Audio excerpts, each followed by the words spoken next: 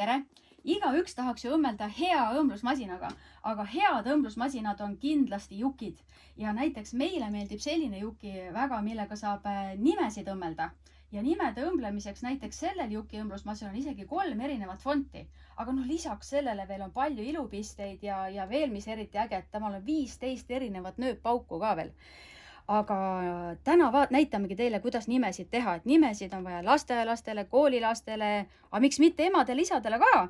Et meie siin tegime väiksed käterätid ja paela peale tikkisime nime ja näitamegi teile, kui lihtne seda teha on, et see võtab ainult mõne minuti ja meil on nimi valmis. Et siit vaatame kohe, et ahah, aga millist fonti me tahame, kas ilufonti ja siin on südamemärk, vajutame südant ja siis, et millist fonti tahad, no võtame tavalisema fondi.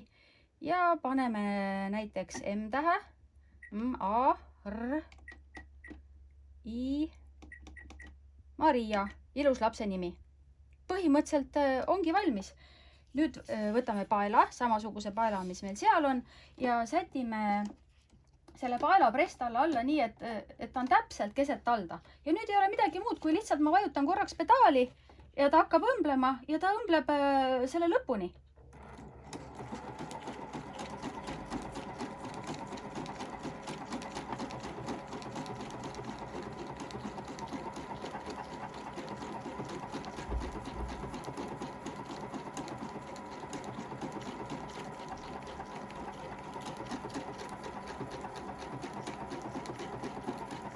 Nagu näete, ta samal ajal juba näitab ka, ahah, R-tähte tigib, nüüd ta tigib juba I-tähte ja juba A-täht. Nii, kohe ongi ilmselt valmis.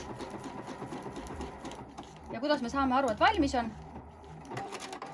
Ta lõikab ise niidid ka veel katki. Nii, prestalt ülesse ja vaatame, mis meil välja tuli. Näete, alustusniidi saba lõikame ära. Kas näete, kui tore meil tuli välja Maria? Ja seda saate nüüd õmmelda täpselt sinna, kuhu te soovite. Tere tulemast masintikkimine.ee õmblusmasinate poodi!